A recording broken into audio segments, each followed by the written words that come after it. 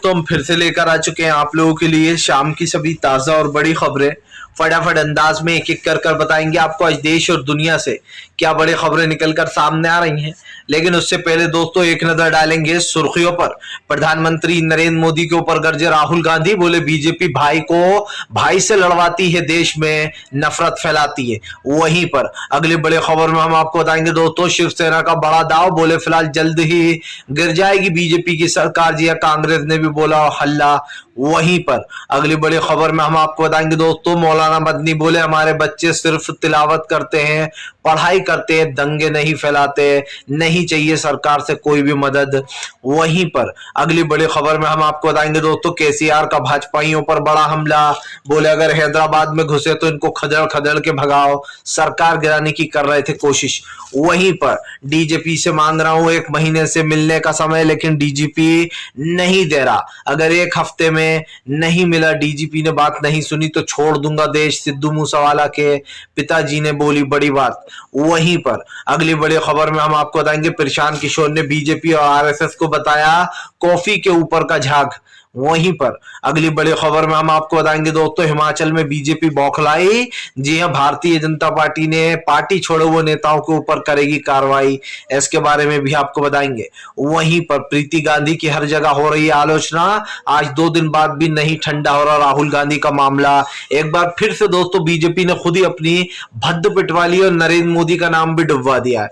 वहीं पर अगली बड़ी खबर में हम आपको बताएंगे दोस्तों दरअसल आपको बता दें गुजरात में ब्रिज गिरने से घिर गई भारतीय जनता पार्टी, 6 महीने तक काम चला, छठ पूजा के दिन ब्रिज टूटने से दोस्तों केबल ब्रिज टूटने से कई लोगों की मौत, कई गंभीर रूप से घायल। वहीं पर अगली बड़ी खबर में हम आपको बताएंगे दोस्तों ब्रिज गिरने से केजरीवाल बोले मन बहुत दुखी है, इसके बारे में भी बताएंगे। वहीं पर कपिल सिब्बल का मोदी सरकार के ऊपर बड़ा हमला, दरअसल नए आईटी नियम यानी कि नई सोशल मीडिया नियम पर कपिल सिब्बल ने कसा शिकंजा, बोले पूरी मेनस्ट्री मीडिया तो गोदी बन ही चुकी है, अब सोशल मीडिया को भी गोदी मीडिया बनाने की फिराक में। बताएंगे क्या कुछ इस नए नियम में संशोधन किया गया है। तो सारी खबरें फटाफट अंदाज में देंगे, एक एक कर देंगे। फिलहाल चलिए बढ़ते हैं सबसे पहली और सबसे बड़ी खबर की ओर। दरअसल दोस्तों आपको बता दें कांग्रेस के राहुल गांधी का बीजेपी के ऊपर बड़ा हमला। राहुल ने कहा कि प्रधानमंत्री नरेंद्र मोदी और पूरी बीजेपी भाई से लड़वाती है।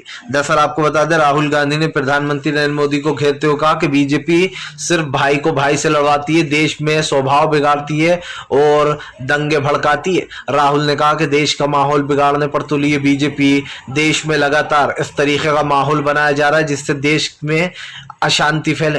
राहुल गांधी ने कहा कि प्रधानमंत्री अच्छे से जानते हैं देश के हालात क्या हैं, लेकिन उसके बाद भी भाई को भाई से लड़वाया जा रहा है। अब भाई को भाई का मतलब आप अच्छे समझ गए होंगे दोस्तों, हिंदू और मुस्लिम भाइयों को आपस में ही लड़वा दिया जाता है, सिर्फ अपनी राजनीति के लिए एक धर्म को दूसरे धर्म से लड़वा दिया जाता है और जानबूझकर ये चीजें की जाती हैं। राहुल ने कहा कि सरकार को सब कुछ पता है, सब कुछ दिखाई दे रहा है, लेकिन उसके बावजूद भी सरकार इसी तरीके की चीजें करती है। राहुल गांधी ने कहा कि प्रधानमंत्री को पता है कि देश में कैसी नफरत फैल रही है, लेकिन उसके बावजूद भी सरकार कोई काम ढंग से नहीं करती। राहुल यहीं पर नहीं रुके, उन्होंने कहा कि प्रधानमंत्री नरेंद्र मोदी अच्छे से जानते हैं कि देश की अर्थव्यवस्था बिगड़ रही है, लेकिन इस पर दोस्तों सरकार के नियम और सरकार की जो एक सोच है वो आपके और हमारे सामने। प्रधानमंत्री चाहे कितनी ही कोशिश कर ले, सच्चाई तो यह है दोस्तों कि फिलहाल देश की बिगड़ती अर्थव्यवस्था की जिम्मेदारी भी बीजेपी की है, लेकिन हिंदू मुस्लिम भाईचारे को खत्म करने में बीजेपी लगी है। देश में लगातार नफरत फैल रही है और जो है दोस्तों देश में किस तरीके का सद्भाव बिगड़ रहा है ये आपके सामने है। तो कहीं ना कहीं ये कहना गलत नहीं होगा दोस्तों कि बीजेपी की फैलाई हुई नफरत देश में बढ़ती चली जा रही है और ये नफरत ही दोस्तों तय करेगी कि फिलहाल देश की राजनीति कहां जाएगी। फिलहाल चलिए बढ़ते हैं एक और अगली बिग ब्रेकिंग की तरफ। बता दोस्तों गुजरात में ब्रिज केबल टूटने से घिर गई बीजेपी की सरकार, गुजरात चुनाव से पहले ही हो गया बड़ा कांड। दरअसल दोस्तों आप समझिए 6 महीने से ब्रिज पर काम चल रहा है और 6 महीने बाद दोस्तों इस केबल ब्रिज को खोला जाता है। जैसे ही छठ पूजा के दिन इस ब्रिज को खोला जाता है, अचानक से दोस्तों ये ब्रिज टूट जाता है, जिसमें लगभग बताया जा रहा है दोस्तों 100 से ज्यादा लोगों की मौत हो गई है, कई गंभीर रूप से घायल हैं और दोस्तों कई लोगों ने अपनी जान बड़ी मुश्किल से बचाई है। अभी भी रेस्क्यू ऑपरेशन चालू है, न जाने और कितनी लाशें मिल सकती हैं, जिसमें दोस्तों बच्चे, बुजुर्ग, महिलाएं सभी थे। और आप समझ सकते हैं कि हर किसी को तैरना नहीं आता है। जैसे ही ब्रिज गिरा टूटा दोस्तों, नदी में सारे के सारे लोग जा पड़े, जिसमें दोस्तों कई लोग गंभीर रूप से घायल हो गए, कई उसी वक्त दोस्तों डूब के मर गए और कई लोगों का रेस्क्यू अभी भी चल रहा है। सवाल ये उठता है दोस्तों कि आज देश में ये किस तरीके की चीजें चल रही हैं। आज देश में कंस्ट्रक्शन तो चलता है बीजेपी के राज्य में, लेकिन आए दिन पुल गिर जाते हैं। ये पहला पुल नहीं है दोस्तों जो बीजेपी के राज्य शासित राज्य सरकार में गिरा है। इससे पहले आपने देखा उत्तर प्रदेश में बनाया हुआ ब्रिज उसी दिन चटक जाता है और गिर जाता है, उसमें बड़े बड़े खड्डे पड़ जाते हैं, जिसपे अखिलेश ने तंज भी कसा था। इससे पहले मध्य प्रदेश में भी ऐसा ही हुआ, मामा शिवराज के राज में ब्रिज नीचे गिर पड़ा। और भी जितने राज्य हैं वहां पर ब्रिज गिरने की घटनाएं सामने आती रहती हैं। अब दोस्तों इन मौतों का जिम्मेदार कौन है? जो बुजुर्ग मरे हैं, जो महिलाएं मरी हैं, किसी की माँ होगी, किसी की बहन होगी, किसी का कोई बच्चा होगा दोस्तों, बेटा होगा। आप समझिए इतनी जानों का जिम्मेदार कौन उठाएगा इस घटना को अपने सर पर? आप 6 महीने तक काम तो चलवाते हो, लेकिन अफसोस की बात यह है कि आप चेक करने नहीं जाते कि ब्रिज का काम कैसा हुआ। क्या दोस्तों देश के मुख्यमंत्री या प्रधानमंत्री का काम सिर्फ इतना ही है कि आप रोड बनवा देते हो, ये तक चेक नहीं करते कि उसमें कैसा मटेरियल यूज हो रहा है? वो मटेरियल दोस्तों सस्ता सड़ेला यूज किया जाता है, जिसका असर ये होता है कि बाद में ब्रिज गिर पड़ता है। ऐसे ही आप समझिए 6 महीने तक ब्रिज पर काम चला और उसके बाद 6 महीने बाद ये ब्रिज अचानक से केबल ब्रिज गिर जाता है। जाहिर सी बात है केबल बहुत कमजोर, ब्रिज बहुत कमजोर हो चुका होगा और उसको गलत तरीके से बस थोड़ा बहुत रिपेयर कर दिया गया होगा दोस्तों, सिर्फ ये बताने के लिए कि हमने ब्रिज का काम करवा दिया। और जब उसको ब्रिज को खोला जाता है तो अचानक से वो ब्रिज गिर पड़ता है, जिसमें सैकड़ों लोगों की मौत हो जाती है। और ये ब्रिज दोस्तों गुजरात का है, जहां आपका मोदी है, मोदी सरकार जो कहती है कि गुजरात मॉडल बनाएंगे, ऐसे बनाएंगे गुजरात मॉडल 1000 लोगों की जाने लेकर। चलिए बढ़ते हैं एक और अगली बिग ब्रेकिंग की तरफ। बता दोस्तों अगली जो बड़ी खबर निकल कर आ रही है, आपको बता दोस्तों सीएम केसीआर का मोदी सरकार के ऊपर बड़ा हमला। बोले जैसे ही हैदराबाद में घुसे हैं उल्टे पैर दौड़ा दो। दरअसल आपको बता दें केसीआर के विधायकों को खरीदने की कोशिश की गई, 115 करोड़ में ये डील हुई थी।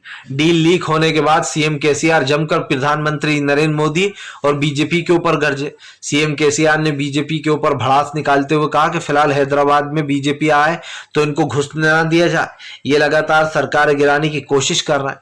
आपको बता दें दोस्तों इससे पहले अभी हाल ही का मामला बता रहा हूं, झारखंड में भी यही किया जा रहा था। झारखंड की सरकार को अस्थिर करने की कोशिश की जा रही थी सुरेन को, लेकिन आपको बता दें कि वहां पर बीजेपी का ऑपरेशन लोटस फेल हो गया और उसके बाद बीजेपी ने कई जगह तिकड़म लड़ाई, वहां पर भी बीजेपी पूरी तरीके से फेल हो गई। सिंपल सी बात यह है कि आज देश में गिरती अर्थव्यवस्था की जिम्मेदारी भारतीय जनता पार्टी की है, लेकिन बीजेपी दोस्तों अर्थव्यवस्था पर न ध्यान देकर लोगों की सरकारें गिराने पर ध्यान दे रही है। बीजेपी दोस्तों सरकार गिरा देती है, करोड़ों रुपए में सरकार विधायक खरीद लेती है, लेकिन बात जब जनता की आती है, जब जनता के ऊपर पैसे खर्च करने की बात आती है तो सरकार कहती है कि हमारे पास तो पैसा ही नहीं है। सही बात तो ये है दोस्तों कि सरकार के पास पैसा तो है, लेकिन वो पैसा दोस्तों गलत उपयोग करने के लिए रखा गया है। कैसे विधायकों को खरीदना है, कैसे दूसरे की सरकार को गिराना है और कैसे बाद में इन विधायकों को अच्छे अच्छे पद दे देना है, जिससे कि दोस्तों इनका मन लगा रहे। सिंपल सी बात यह है कि आज भले ही सरकारें गिराकर मोदी जी सरकार बना रहा हूं, लेकिन जनता सब देख रही है। एक दिन ऐसा भी आएगा जब लोग वोट देना ही बंद कर देंगे। जाहिर सी बात है कि वोट देने से फिर कोई मतलब ही नहीं है दोस्तों। लोग किसी और सरकार को वोट देते हैं, लेकिन बीजेपी आती है और सरकार गिराकर चली जाती है। जबकि नियम तो ये होना चाहिए दोस्तों कि एक बार जिसकी सरकार बन गई उसकी सरकार को कोई गिरा नहीं सकता है, ऐसे नियम होना चाहिए। लेकिन आप देखिए ऐसा कोई सा नियम बनाया ही नहीं गया। क्यों नहीं बनाया जा रहा है? क्योंकि इससे बीजेपी को फायदा मिल रहा है। जहां पर भी कोई और अपनी सरकार बना लेता है, बीजेपी जाती है पैसों के बल पर, पैसों की खरीद फरोख्त करके विधायक को खरीद कर सरकार गिरा देती है। और अब यही वो सीएम केसीआर के साथ करना चाह रही थी। तेलंगाना में यही सब कुछ होने वाला था, लेकिन सीएम केसीआर की पुलिस ने रंगे हाथ पकड़ लिया। और ये सिंपल सी बात ये है कि बीजेपी का ये जो एक नाटक चलता है ना दोस्तों, कि हम तो जनता के उस पर चलते हैं, जनता के फैसले पर। भाई अगर आप जनता के फैसले पर चलते तो आप इतनी जो सरकारें गिराई वो नहीं गिराते, क्योंकि जो जनता का ही फैसला था कि आप सत्ता में ना आए, उनकी पार्टी सत्ता में आए, इसलिए वो लोग थे। पर आपने पैसों के बल पर मध्य प्रदेश को गिराई, महाराष्ट्र की सरकार गिराई, तो अपने कर्नाटक में यही किया, पुडुचेरी में यही किया, और भी ऐसे राज्य दोस्तों जिसमें बीजेपी ने सेंध लगा डाली। चलिए बढ़ते हैं एक और अगली बिग ब्रेकिंग की तरफ। बता दोस्तों अगली जो बड़ी खबर निकल कर आ रही है, आपको बता दोस्तों मौलाना मदनी का बीजेपी के ऊपर बड़ा हमला। बोले फिलहाल हमारे बच्चों को तालीम दी जाती है, कोई जो है यहाँ पर लड़ाई दंगों की वो नहीं। दरअसल दोस्तों आपको बता दें योगी आदित्यनाथ के ऊपर गरजते हुए मौलाना मदनी ने भाजपा पर हमला बोल दिया। मौलाना मदनी का कहना है कि फिलहाल हमने किसी को भी, हमारा कोई भी बच्चा आतंकवाद से जुड़ा हुआ नहीं है, ना ही उन्हें दंगों की वो दी जाती है। मदनी बोले फिलहाल हमारे बच्चे दीन फैलाते हैं, उनको पढ़ाई कराई जाती है, सरकार से नहीं लेंगे एक भी रुपए की मदद। आपको बता दें मौलाना मदनी ने जो यहाँ पर ऐलान कर दिया कि फिलहाल वो किसी से कोई मदद नहीं लेना चाहते, और सरकार से तो बिल्कुल भी नहीं। मौलाना मदनी ने कहा कि आज जो मदरसों पर सरकार शिकंजा कस रही है और जो पढ़ाई पर रोक लगाने का काम कर रही है, उसको लेकर जमकर गरजते हुए नजर आए मौलाना मदनी ने साफ कर दिया है कि फिलहाल पढ़ाई पर बच्चों की ध्यान दिया जाता है और बच्चों पर हम पूरा ध्यान देते हैं। वहीं मौलाना मदनी ने यह भी कहा कि फिलहाल सरकार गलत चीजें फैला रही है कि बच्चों को आतंकवाद की ट्रेनिंग दी जाती है, जबकि ऐसा कुछ नहीं है। आपको बता दें मौलाना मदनी ने कहा कि फिलहाल सरकार की नीयत खराब है, और सरकार की नीयत खराब साफ दिखाई दे रही है। मौलाना मदनी बोले कि हमें सरकार से एक रुपए की मदद नहीं चाहिए, लेकिन सरकार झूठ ना फैलाए कि मदरसों में जो है यहाँ पर ये तालीम दी जा रही, जबकि दोस्तों मदरसों की तालीम को लेकर बड़ी बात बोल दी है मौलाना मदनी ने, और उन्होंने साफ कहा है कि फिलहाल सरकार का ये रवैया सही नहीं है, हमें एक भी पैसे की मदद नहीं चाहिए, और ये चीज को लेकर जमकर गरजते हुए नजर भी आए हैं मौलाना मदनी। चलिए बढ़ते हैं एक और अगली बिग ब्रेकिंग की तरफ। बता दोस्तों अगली जो बड़ी खबर निकल कर आ रही, प्रशांत किशोर का बीजेपी और आरएसएस के ऊपर बड़ा हमला। बोले बीजेपी और आरएसएस कॉफी के ऊपर का झाग है, असली तो संघ है। दरअसल दोस्तों आपको बता दें प्रशांत किशोर ने एक बार फिर से प्रधानमंत्री नरेंद्र मोदी और आरएसएस पर निशाना साध दिया। प्रशांत किशोर ने आपको बताया दोस्तों, प्रशांत किशोर ने सीधे सीधे बीजेपी और आरएसएस को कॉफी के ऊपर का झाग बता दिया। उनका कहना है कि ये दोनों के दोनों कॉफी के ऊपर के झाग हैं, असली तो संघ है। दरअसल दोस्तों प्रशांत किशोर हमेशा ही बीजेपी के ऊपर हमलावर रहते हैं। जब भी प्रशांत किशोर को बीजेपी के ऊपर हमला बोलने का मौका मिलता है तो वो पीछे चूकते नहीं है। प्रशांत किशोर ने कहा कि फिलहाल बीजेपी और आरएसएस दोनों देश को भटकाने का काम कर रहे हैं।